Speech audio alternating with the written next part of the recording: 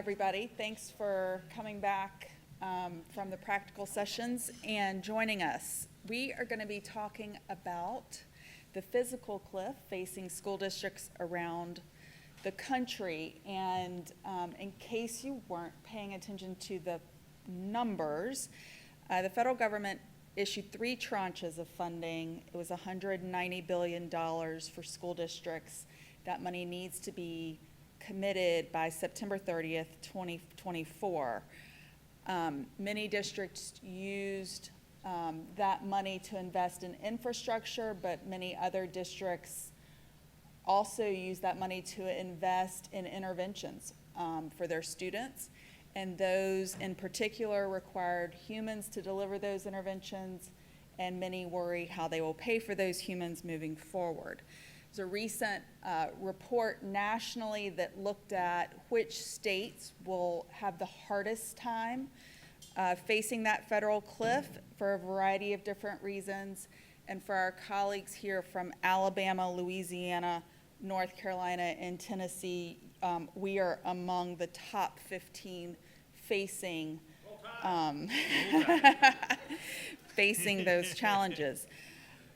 We're going to talk about that physical cliff, but I want to tell you about a cliff a little bit further out that I am worried about, just to have it on your radar. First of all, I also want to make sure that you all know that school districts can request 18-month extensions. Many don't know that. Many departments of public instruction or state educational agencies aren't making that information widely available to districts. If you need information about that, I'm happy to send it to you. So the cliff I am worried about is one that will happen in January 2025. As you all know, there is no federal constitutional right to education, and that's how most of this ends up. You saw the list of what we're all studying. That's how education ends high up on our priority list state by state. If you were watching the recent negotiations in Congress around the debt ceiling, one of the things you might have noticed was that conservative lawmakers asked for cuts in exchange for a deal on the federal debt ceiling. The U.S. Department of Instruction put out fact sheets by state showing if those budget cuts had gone forward, what the impact would have been on education state by state. If you didn't see those, I encourage you to take a look at them. In North Carolina, for instance, if that had been the bargaining point that had taken hold, we would have lost 3,300 teachers. What we are telling folks is that, there are a couple of things we learned from watching how those negotiations took place. If you are looking at folks who are running for president, you're already seeing some national conversations about what would it look like to not have a U.S. Department of Education. You're looking at national conversations about what it would look like just to move to block grant funding for education. And much of the federal dollars that have been distributed to states, whether it was through Title I or through funding for students with particular challenges, disabilities, those block grants could be distributed more aligned to things like school choice. People nationally are most worried about school districts that receive 10% or more of their federal funding from the federal government. And so I think what we learn is that the role of the federal government in education and the role of federal government funding can't be taken for granted by school districts. And now is the moment in time to make them aware of that possibility as they are thinking about this more immediate federal cliff they're facing in funding. And we'll talk about some strategies today to kind of cope with both. The next round of negotiations about the debt ceiling, it was very intentional, are scheduled for January 2025, once we know who will be leading the next presidential administration. So let's get started. We're going to start with Colin, and you're going to tell us a little bit about a statewide approach to dealing with this first cliff. All right, great. It's great to be here, and it reminds me of drama class with all this lighting in the black box. So I'm doing my best here with this, but just a little bit about me. I'm a policy analyst with the Mass Budget and Policy Center. We're affiliated with the State Priorities Partnership, which is 40.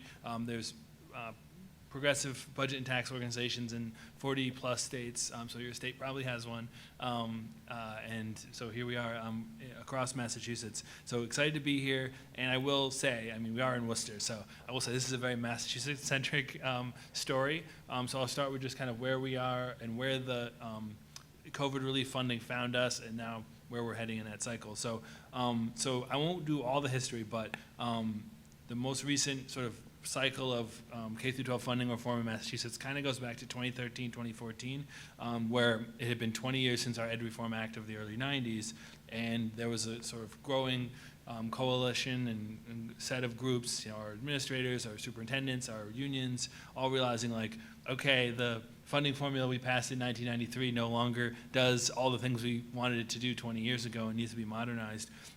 So to really, really simplify a lot of stuff that happened in the following years, that eventually came to agreement on a reform plan in 2019. So it did take about 5 years to get done, and it's through legislation that is called the Student Opportunity Act. So that was that passed in 2019. So the general principles of that was to build on Massachusetts has a foundation-based formula, so that really sort of sets an actionable floor. And this was mentioned earlier, but because the constitutional right to an adequately funded education has been interpreted by courts in Massachusetts as not just some nice flowery language, but actually in case law of the last 30 years, like as a practical thing, we actually have to put funding in or we will be sued, or the state government will be sued more specifically. That is the kind of architecture that we're building on. So there is like clear, minimum amounts that are required that grow every year by inflation and by other things, but what the Student Opportunity Act is doing is it's layering on reforms on top of that. So what it's going to do by fiscal 27 is it's going to bit more than double increments for low-income kids in the schools with the greatest concentration of low-income kids. It's going to modernize our assumptions about special education, so both how many kids we assumed were going to be special education was too low, and then how much we presumed in our formula they were going to cost they're both too low, so that's being improved. Health insurance costs a lot more than it did in 1993, so assumptions for that are being increased. And then, so those are all things that were identified by the stakeholders in the commission that we had as key issues that we needed to work on. And it also, based on our formula, it's going to be very highly progressive. So the lowest income districts, the districts with the most low-income kids, and the districts with the smallest per capita tax base, that's going to be the majority of the new funding through the plan. So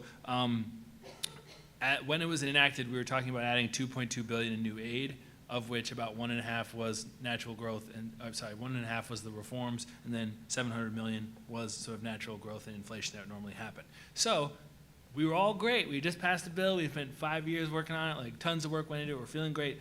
But fiscal 21 was to be the first year of that plan. So something happened where we had COVID. So COVID derailed the first year of the plan. So like as soon as we'd gotten that done, we were like ready, getting pumped, and then boom, COVID year happens. So I think we all know, the experience on the ground and just in schools and how that was like. So at least in the beginning, it wasn't clear that, particularly for the low-income districts that were the target of the reforms, when we had to delay that plan, literally the first year, oops, we're not doing it, it's delayed a year, it wasn't clear in the beginning, like when the CARES Act passed, that those low-income districts particularly were going to get more federal aid than they were losing by delaying the plan. So like, I think in retrospect, we can see, it was going to be almost $4 billion to Massachusetts, so like we were going to be fine. We didn't know that at the time, right? So when CARES came out, we weren't sure. But by the time you got to CRSSA and definitely by ARPA, we were very clear that that aid was going to vastly surpass what we were going to do otherwise. But of course, we obviously knew we had all these new challenges, remote learning, learning loss, all these things to deal with. So across the entire COVID relief period, Massachusetts got north of $3.5 billion in COVID relief, and nearly all of that was ESSER 1, ESSER 2, and ESSER 3. There was like other stuff to like directly address COVID challenges in schools. There was some other stuff on remote learning and adaptation, but like that pie chart is like dominated by ESSER, as you all know. So, so we're now spending that down. I think it's important to reiterate what those deadlines are. I think it's better to think of it as like there's life cycles of these funds. Like we know when they have to be. We have to decide what they are. I mean, it's a process, right? The federal government passes the bill. Then we know, okay, the regs come down to the states begin to allocate where this is going to go, then the districts get the funding, then they're in a cycle to spend it. And so I think there's like a little bit of a false narrative of like, oh, districts are sitting on piles of cash and they're just like living large. It's like, no, like they're in a cycle of spending where they're going to spend it down, then they're going to report back to the federal government. Like it's going to take time. So I think the perception that just they're sitting on piles of cash is inaccurate. And so anyway, we can go into that in questions, but so that, you know, that spend down is going. We know where it's been allocated. We're in the process of spending it down. I think extensions is a reasonable conversation. So where does that leave us? So we have a funding cliff like everyone else, and we're also one of the late budget states. So we do not have a budget for fiscal 24 yet. Sadly, it started. Fiscal 24 started, as we know, July 1st. So we don't have a budget yet. Waiting, not holding my breath, but it's going to come in the next couple of weeks. But when it comes to school aid, those numbers are known. So when those numbers are finalized, it'll be of the first year. So again, we missed 21 of this plan was supposed to be the first year. We missed that year entirely. Then 22, 23, 24, that's 3 years of this new Student Opportunity Act funding. That will be 1.3 total new aid. So that's, again, originally we thought it was going to be 2.2. Halfway through, we're at 1.3. So we're kind of right on track with the new funding we're going to add. It's targeting the districts we expect. So I forget the exact numbers for Worcester, but every year when you add in a new plan as one of our lower income cities, you're getting tens of millions of dollars of new funding that's stacking on top of the prior year. So again, this is very Massachusetts, and I don't want to, we already had a pre-existing plan to do investment in K-12. Then ESSER came in and layered on top of that, and as ESSER fades away, we have to go back to where we were heading. And that is a very privileged position to be in, like not saying it's all easy or whatever, but we're more thinking about how do we turn the corner, how do we say, okay, these were temporary learning relief programs, and now we're going to use some of this new phase-in money to make it a permanent thing, and that's an interesting, I think the district folks can say more about that. So now it's like, how do we use that funds well? How do we use those funds well? And it kind of, again, it gets us back to kind of the direction and journey we're on. So, so other states, I know other states around the country are facing pressure on their funding formulas in general. And so I think that's, like, as much as I'd like to say, there'll be a paradigm shift where the federal government steps up and takes a larger role in funding K-12 schools. Until I see any evidence that's going to happen, I'm going to act as if we're kind of on our own and states are going to kind of go on their own journey. Now, if somehow things shake out differently and 2 years from now we can say, oh yeah, we're going to start talking about massive increases in Title I or other things, that's one thing. But until that we get that, I'm really thinking states are all going to be on their own, and they're going to there's some things I think they can take from us, which is looking at go back to what your Constitution is saying you have to do. Focus on the kids who need it the most and who have had the most underinvestment for years, decades, really. And so keep the faith, keep working on where you are in your state-specific context. Again, it would be ideal if the federal government swoops in and says it's going to do more, but let's do that. And I think that in Massachusetts, one quick story to end it is, like, we are combining the policy reforms we want. We're also working on revenue. So my organization worked on income tax proposal that's putting an additional 4% income tax on income over $1 million. And that is, like, we couldn't have the conversation of let's do a lot of generational investment in K-12 and have no idea where that revenue was going to come from. So that can be, that is naturally a tough conversation, but it is an essential conversation if you're going to be serious. And we tried to lead with, here's what we want to get done in our schools. We don't want to just, like everywhere, just have this direct correlation. The wealthier your underlying community is, the better your schools are, the better your opportunities are. We want to actually break out and close that structurally in systemic ways. To do that, we'll need the investment, and then we need taxes. You don't really leave with, like, let's just talk about taxes. It can be a tough conversation. So I'll leave it there. That. Yeah, if you're looking for a statewide solution, I think you have to be willing to engage cross-party lines in a conversation about revenue. If you all are interested in statewide solutions to facing the ESSER cliff, you could also look at Maryland. Maryland has made the biggest commitment across the country to making a big bet on public education, and is going to be investing $3.2 billion in additional revenue into the system as their districts face the federal cliff. So Alexis, you're going to talk to us about how to use data to face the cliff. Yes, let me pull this in. I don't know if there's a clicker, maybe the one right in front of you. Perfect. Let's see. Awesome. All right, can everyone hear me okay? Okay, great. So hi everyone, thanks for having me. My name is Alexis Lian, and I'm the Director of Policy at the Rennie Center for Education, Research, and Policy. It's located in Boston, Mass. So the Rennie Center's mission is to ensure education decision-making is based on deep knowledge and evidence of effective policymaking and practice. But today, I'm going to be talking about our work with the EdImpact Research Consortium.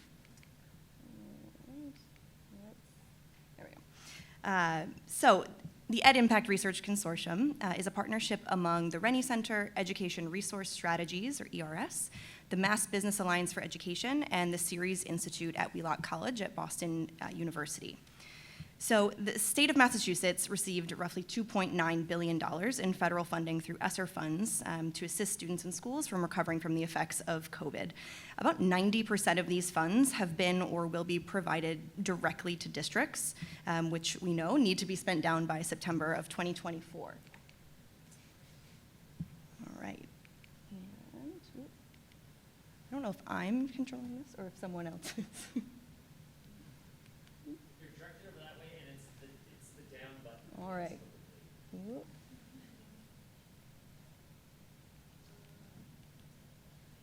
Do you want me to give it? Maybe. Down button does not seem to be working. Down button doesn't seem to be working.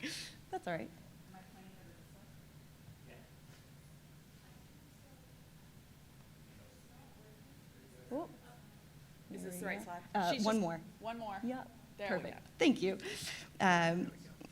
Awesome. Thanks. So the aim of EdImpact is to work with state and local leaders in Massachusetts to ensure spending decisions are aligned with effective and equitable educational practices that hopefully ultimately will lead to long-term sustainable improvements in student learning and well-being. And so in order to fulfill this purpose, next slide, EdImpact has focused on 6 core components of our work that you can see listed here on the left. But today, I'm going to be digging into the data that we collected and what we learned in analyzing that data. So on this next slide, we analyzed submitted district spending plans for districts receiving the highest allocations of funds across Massachusetts. Currently, we have about 24 dashboards available for review, and it's important to note here that these dashboards include planned investments, so they're not final expenditures, but we dig into detail around planned investments by total cost, by planned specific initiative, as well as some planned personnel categories as well. So turning to our findings on the next slide here, looking nationally, so in a study of more than 260 districts across the country, 90% of district decision makers cited challenges deploying stimulus funds, including administrative hurdles like navigating ESSER compliance or finalizing procurement, limited internal planning capacity, and talent and vendor shortages. And so we've seen national spending trends shift over the course of ESSERs 1, 2, and 3, and not surprisingly, in the first 3 years of the pandemic, district leaders were prioritizing safety-related concerns for vulnerable students like HVAC systems, remote learning and tech costs, and increased compensation for substitute teachers. In the final year or two of spending, we are expecting districts to shift more funding toward addressing unfinished learning and persistent staffing challenges. So things like substitute teacher compensation, tutoring programs, teacher training and PD, comp for special ed teachers, and credit recovery programs. And so on our next slide, while we have our own set of unique circumstances in Massachusetts, the challenges and spending trends that we've seen in the work with EdImpact align pretty closely to these national trends. So in our work analyzing and working with districts across the Commonwealth at both the aggregate and district levels, we've seen investments mainly in 2 bucket areas. So the first is academic recovery, things like high dosage tutoring, acceleration academies, high quality curricular materials, and social, emotional, and mental health needs. So these are things like implementing MTSS or multi-tiered systems of support, Tier 1 interventions, SEL curriculum, other mental health literacy supports for students and staff.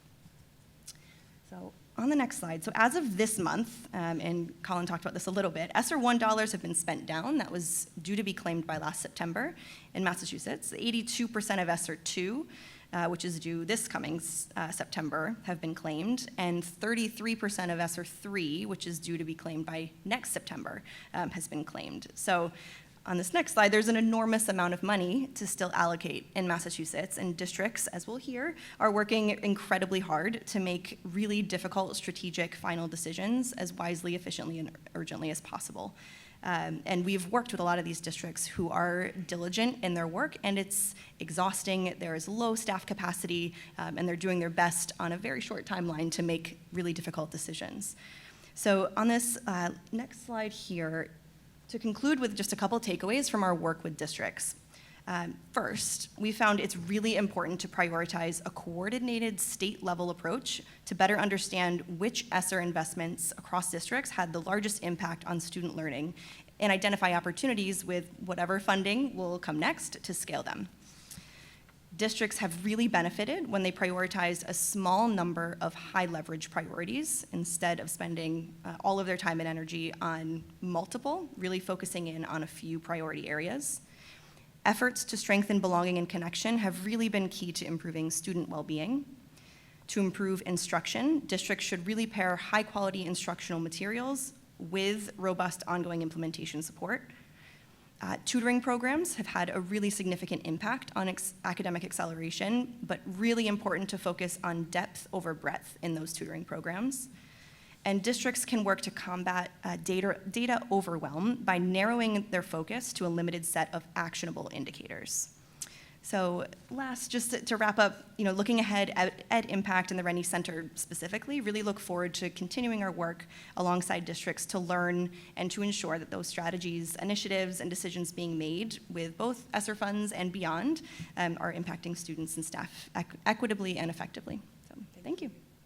Jason's going to walk us through a local way to think about addressing the fiscal cliff ahead. Okay, great. Oh, and okay. Sometimes the fonts don't get embedded correctly and things come through. This is the sort of conversations you have doing this. By the way, I'm Jason Stein, Vice President and Research Director for the Wisconsin Policy Forum. We just talked about how we never are going to use this font again. This is about a week after I submitted these slides because it just does not get embedded correctly. And there are other sans serif fonts. And, sometimes in life you just go we just need to embed it better. And then somebody's just like, why don't we just stop using this font? So anyway. I think it looks futuristic. Go for Yeah, it. no, it looks pretty sweet. So if you will go to the final slide, Mebane. Thank you. All right. So in Wisconsin, kind of similar scale as Massachusetts, we got about $2.4 billion in the 3 rounds of ESSER funding. This amount does not include a certain more limited amount of funds that the governor passed on from the state's own allocation to our 421 school districts, and in addition, competitive funding. Of this $2.4 billion, the average district in Wisconsin received $2,900 per student. The median district received about $1,800. One reason that those two numbers are so different is the Milwaukee Public Schools received about 1/3 of the overall ESSER allotments. That amounted to about $11,500 per pupil for students within NPS. That has to do with the Title I formula that was used to distribute the funds and how that prioritized low-income students. So far in Wisconsin, we have taken data from the State Department of Education. It's the Department of Public Instruction in Wisconsin. We did one round a year ago where we looked at what districts had been using the money for. We also analyzed districts by their percentage of low-income students, their percentage of students of color, their geographic location. We could sort of provide at that time some ways of understanding how the money's being used. We updated our analysis just recently when we did our annual school budget brief, where we look at the statewide, as well as Madison and Milwaukee. So far, only 708 million of the 2.4 billion have been sort of accounted for with DPI. Again, Colin's mentioned that, Alexis mentioned that the system is the districts have to spend, receive their allocation, start spending the money, and then submit all their materials to the state, and then the state's got to work with them. So it's a delayed process, and it has led some people to say, oh, they're not spending the money. Well, actually, the spending of the money is quite a bit ahead of what the data gathering is. So, very quickly, you can see that early on in the pandemic, which is the light blue bars at the left, you can see that use for educational technology was sort of the primary thing. So that would be, laptops, hotspots, instructional software. We tended to see that used most by districts serving low-income students who didn't have the same connectivity as other, say, suburban districts. Then we have seen a shift towards, and also early in the pandemic, preparedness for COVID, so personal protective equipment, training in addressing the disease. And then we have seen a shift toward more spending being around addressing the pandemic. So this would be instructional materials, curriculum, staff training, salaries, things like that. Early on in the pandemic, our districts, I think, did a pretty good job of avoiding using these temporary one-time funds for ongoing expenses like permanent staff salary, things like that. What we have seen, however, is a shift in the last year, and particularly for the 2023-24 school year, more districts starting to lean on those funds. There's a reason for that. If you would go back to the first slide, there we go. Love those space age, like Pac-Man letters. Okay. In Wisconsin, school revenues are capped. The revenues that schools can get per student from state general school aids and local property taxes are capped under state law. Lawmakers who control the legislature, control the state capitol, limited the increase of that. Typically, in the past, it's been around the rate of inflation. They froze those revenue caps for 2 years. It was in reaction to the perception that districts were getting so much federal money that there was no need for the state to do its typical funding. What is the issue with this? Obviously, the federal funds are one-time in nature. They're not built into the base budgets of these districts. And these ongoing funds, the funds that they would lean on to pay their salaries of ongoing staff, did not increase. And so the districts have, as this has gone on, felt compelled to use these one-time federal monies to just pay these ongoing expenses. And it has sort of set up the fiscal cliff that many district administrators and school boards were trying to avoid. Just final slide here, and then we'll move it on.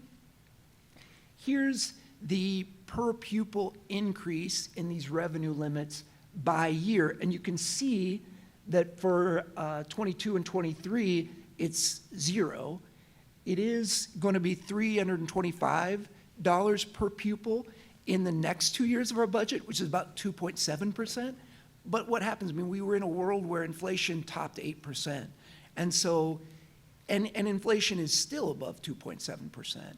So, going forward for the next 2 years, this helps districts from falling too much farther behind, but it doesn't catch them up for this freeze that they had in ongoing state and local revenues for the past 2 years.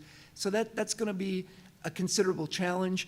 Maybe in the long term they'll catch up. Our governor had this very funny veto, which I can tell you about later, where he, in theory, put this $325 increase into state law going forward to the year 24-25, so that's 2,425, i.e. 400 years from now.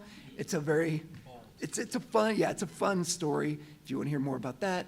But the reality is that's more of a hypothetical. The reality for districts in the next year or two is they're going to be strapped, and probably more of them are going to turn to referenda to exceed these state-imposed limits. And so I can, happy to tell you more about it, but that's probably more than my time right there. So I'm going to just mention two quick things we're looking at in North Carolina so that we have time for someone that's really important to weigh in, and some questions.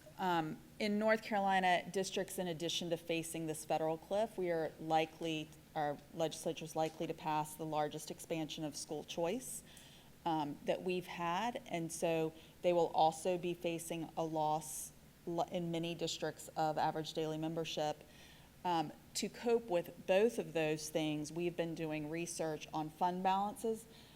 Our districts have, we call them fund balances, they're like district savings accounts, and so we've been tracking the health of their fund balances over the course of the pandemic. And then on the other side of that, as a tool, we are looking at which public school districts have foundations and their capacity to raise money for those foundations, so that they've got a couple different tools to smooth those hits to revenue that we expect to come their way.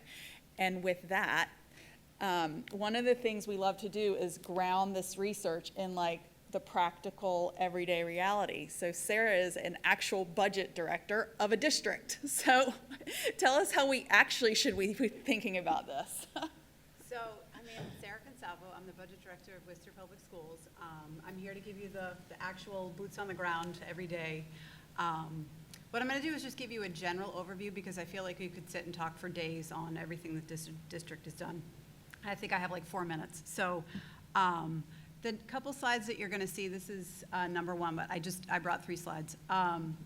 These have been slides and actual budget presentations from our district. So we've been extremely transparent about the pending fiscal cliff that's looming. If you can go to the next slide. This is probably the most important slide that we have. So for the last several years, we've included all of these slides along with more in our budget presentations.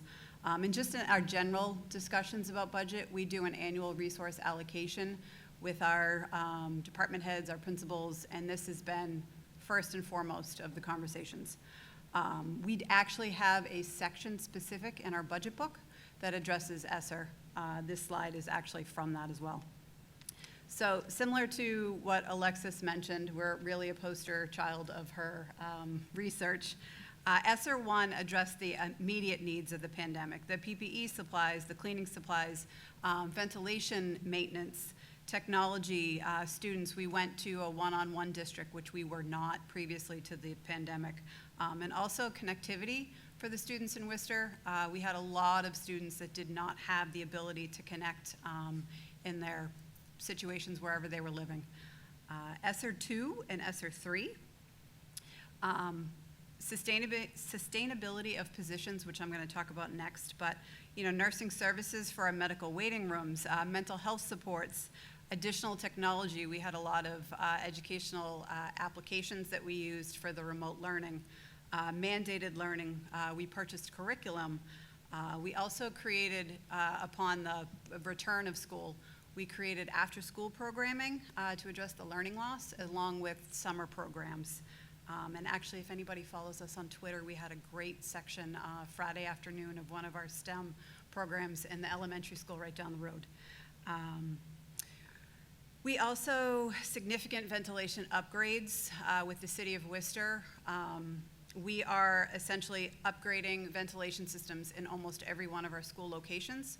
We currently have 44 school locations, plus a couple other additional programmatic places in different places around the city. So each one of those 44 schools will have at least some type of ventilation upgrade. What's unique to Worcester is, as we were strategically planning these funds, we were also in tandem doing our transportation, transferring it from a contractual service to an in-district transportation. I believe some of you may be going on our brand new school bus tomorrow for a tour around the city. Yes.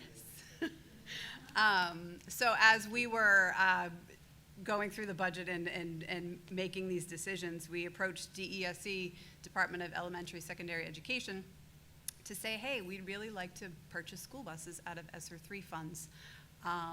They were totally on board. supported it, encouraged it. We wrote necessary backup information and all the fun stuff for capital purchases. But we were able to purchase 165 buses to really expand our in-district transportation. We went live last August of 2022 and has been an absolute success. We no longer have kids waiting on bus stops. We can't find them. They're an hour and a half late for school. They're missing the first few periods of the day. So it's been an absolute success. And again, the learning loss for ESSER 3 is significant, but as we're spending the funds or encumbering the funds, we're noting them specifically to learning loss, because we're well aware that we are going to be audited at some point in the future on all of these expenditures. So going back to sustainability for what Colin mentioned, during COVID, we had a significant enrollment decline. We used ESSER funds to sustain the staff that we had. In FY22, we had significant vacancies that we were able to kind of shift some funds around in order to make ESSER not as significant as our funding source. But we were able to utilize those funds until our enrollment went back up again for FY23 and then again in FY24. As Colin did mention too, the Student Opportunity Act gave us the chance to really bridge the funds. We were anticipating from the Student Opportunity Act, we used the ESSER funds to bridge what we were going to do essentially anyway, and just some significant strategic planning on that, and just making sure that we were essentially doing everything that we said we were going to be doing, and just making sure the students had what they needed. And I think that's about it. Again, general, quick 4-minute overview. So you've heard a wide variety of approaches. I am taping this for the 74 nationally. So if y'all, as you ask questions, if you could say your name and who you're with, that would be awesome. Who's got a question or wants to share an approach? Joe Adams, the Public Affairs Research Council Alabama. We're looking at learning loss on those students. How much of an increase or an improvement in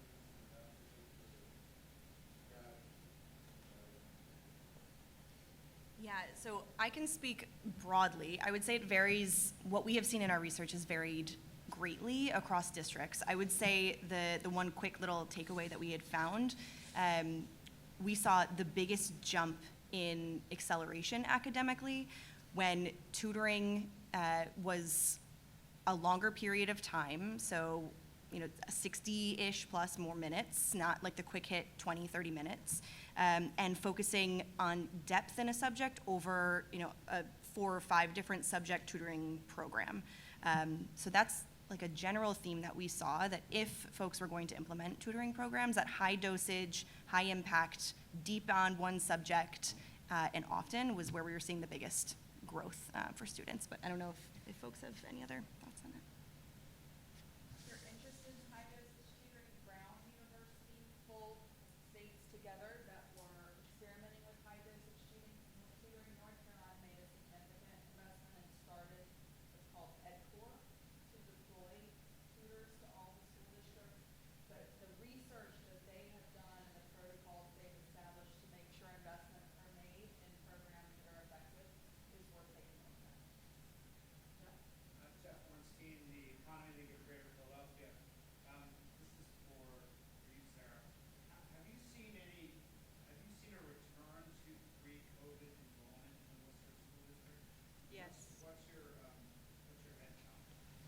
So we lost approximately 1,000 students in FY21 and then another 100 or so in FY22, but we're now back to pre-pandemic levels. And how big is the district? We currently have 24,000 students, I believe. Almost the same size as Fiscal. One quick thing on that. I mean, I think there was a lot of variation across the state on how much that's come back. And that was because we were talking, the trend was like minus 0.3%. It was declining in birth rates and everything. And then all of a sudden the COVID year, minus 4%. And so we weren't really ready for that. So I think we've seen that pop back up especially for some of the urban districts, but that's been uneven. And I think we have to kind of reassess that, and this is one of those things, and it came up before, but when we see enrollment declines or the persistent drop in enrollment, that's going to have a big effect on how, that's a downward pressure factor on the funding that they're going to receive, even when we increase the rates. Well, if your head count's down, that's going to be lower aggregate. And same with inflation, where I wanted to mention this at some point, where we all were experiencing the 7 or 8 point inflation environment. In our formula, it can only max out at 4.5%. So even as we are reaching these new targets, we've underinflated by 6-7 points over the past 2 years, and that's one of the factors that we're going to dig into, as far as like, this was this amazing plan in this new bill, but if you underinflate it by 7 points, it's not going to be doing everything. Like, the program you've promised is not going to be delivered, and I see a sense of urgency to fix that, because once, it's like, oh, well, we underinflated 10 years ago. It's like, well, who's doing anything about that? So we got to kind of address it as soon as we can. In Wisconsin, pre-pandemic, we were on a downward demographic trend, gradual. 2021, the fall of 2021, 3-4% overall statewide enrollment decline. And it really we haven't come back from that. We've just continued to go down. It's true in Madison where we work. It's true in Milwaukee. And Mebane reminded me internally of something that I should have said, which was in our new state budget that was just signed, state funding per pupil for voucher and independent charter schools is up between, it depends on the class of student and school, but $1,800 to $3,600 per pupil. Now, in certain cases, there's still more in the range of where public schools are at, or somewhat below, but that gap has been mostly eliminated. So when you think about enrollment challenges going forward, those alternatives to traditional public schools are on a much better footing now to compete for staff, to expand. And so that's going to be continued pressure on the enrollment side, which, as Colin explains, also in Wisconsin, amounts to pressure on the financial side as well.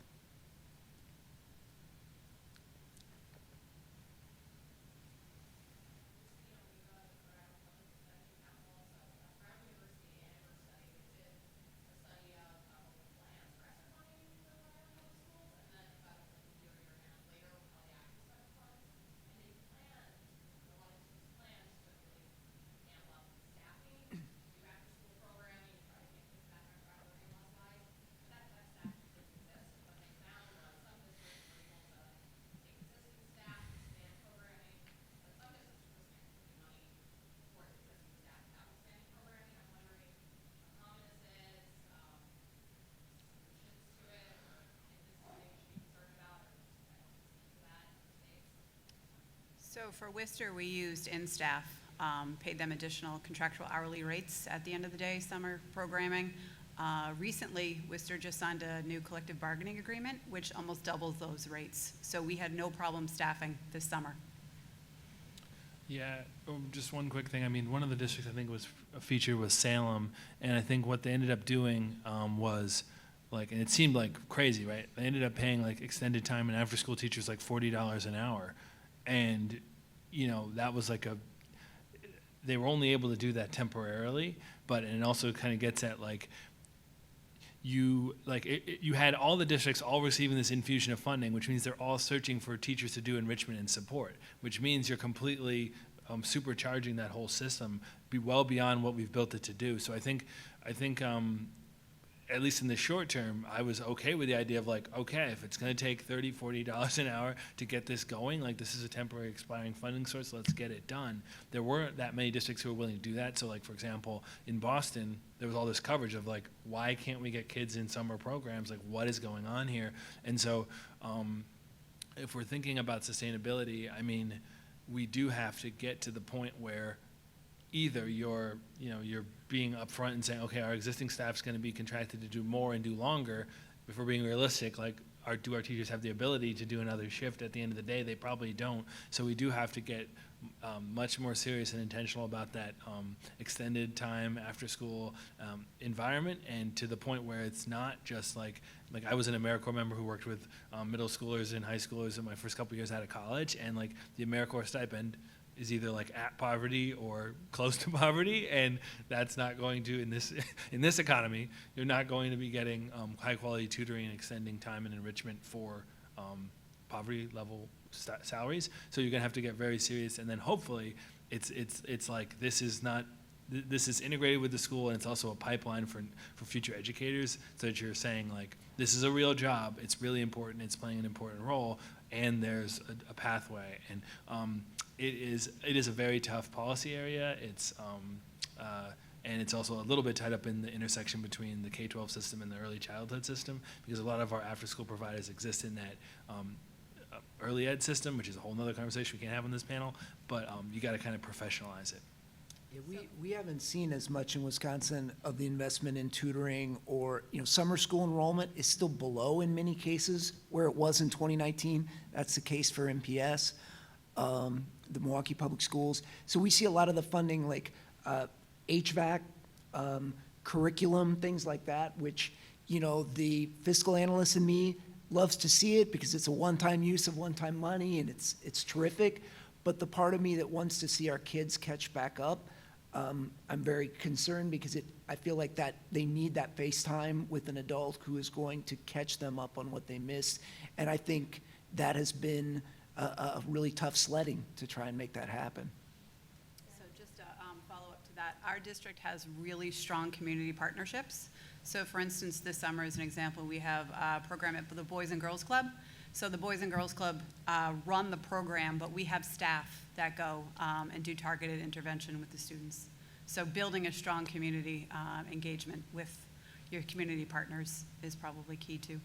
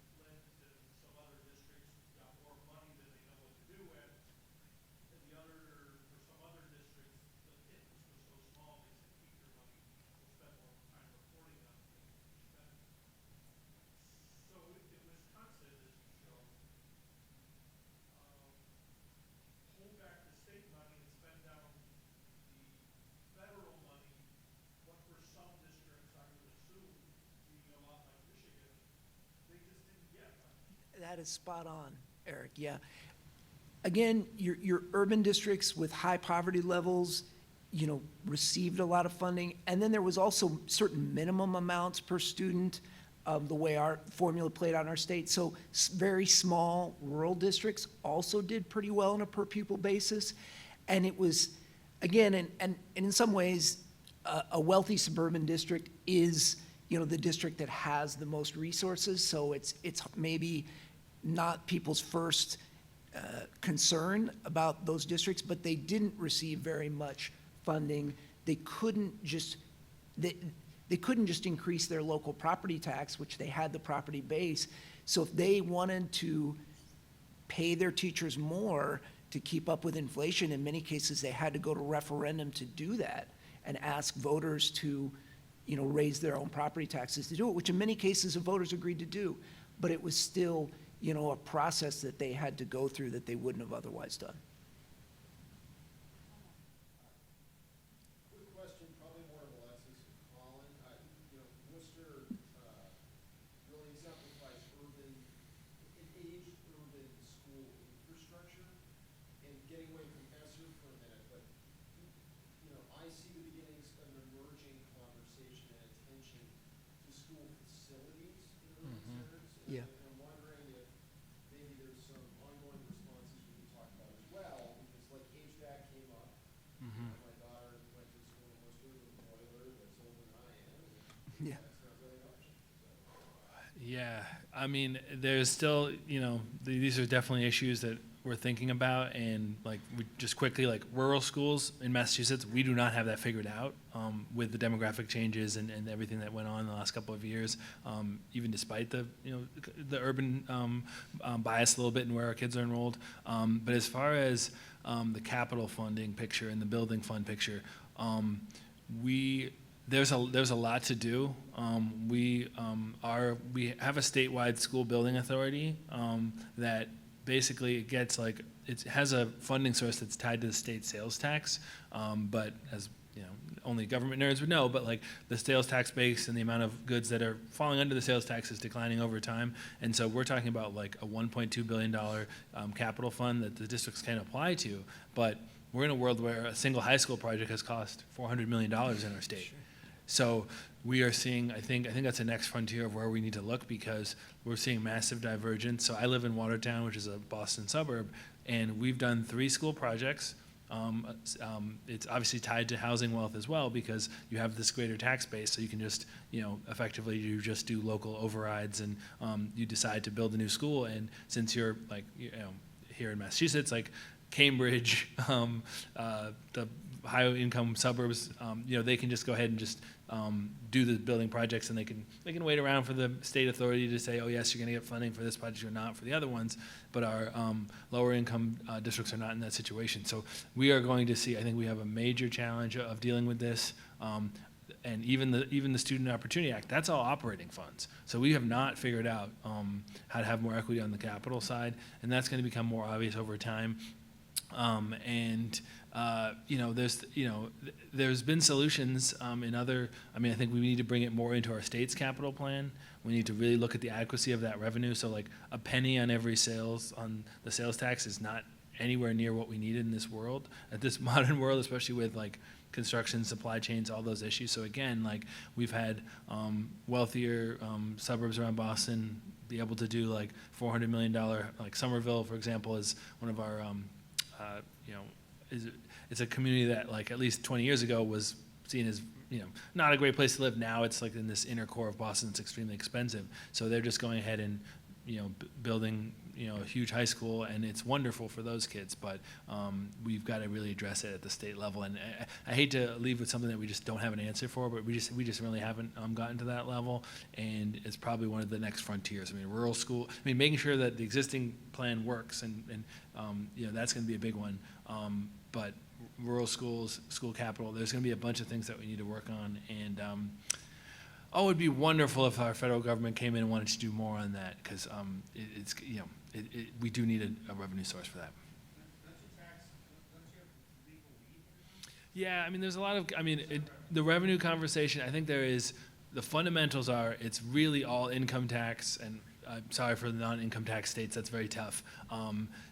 Sales tax, those are the big ones. I think there's new snazzy forms of revenue, so like Uber, rideshare, Airbnb, cannabis. Like these are things that are like very newsy and stuff, but they are very much a drop in the bucket. They're like less than 10%. So they're kind of newsy and cool and flashy, but in terms of how much revenue they create, it's not very much. And so we kind of try to stick to bread and butter. And like even again, we just passed an income tax expansion by putting an additional tax on income over $1 million, and we, Progressive Massachusetts, won that by 2 points. We were 2 points away from that whole thing going down. So we do have to make a strong case like that. There's something we need to address in education, and it's really valuable and important. As opposed to just say, okay, yes, deal with it locally, do local overrides, because we know like it's going to be completely the wealthy will be able to spend and the poor won't be able to spend. So it's tough work even here. Again, nothing against those regulating those new industries and stuff, but it's just a small drop in the bucket of revenue.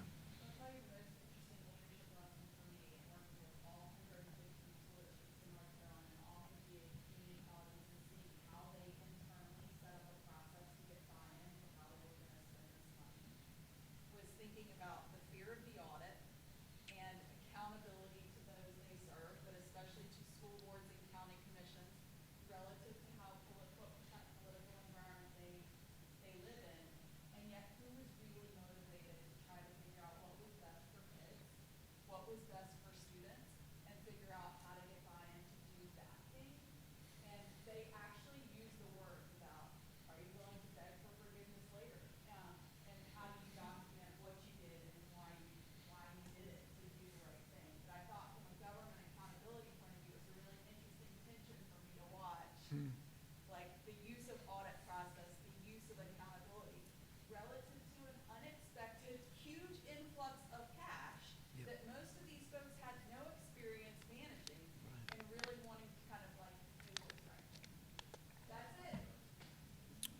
Thank you, guys.